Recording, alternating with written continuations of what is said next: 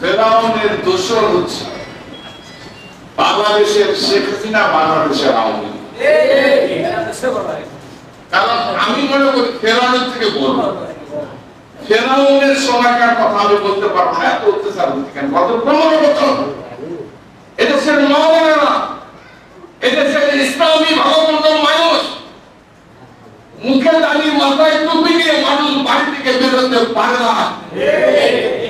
এই 15 বছর বাংলাদেশের মানুষ ইসলাম প্রচার করতে পারে না। বাংলাদেশের মাওলানা, ইমাম সাহেবরা জনসভা, ধর্মসভা করতে দেয়নি শেখ হাসিনা, আওয়ামী লীগ।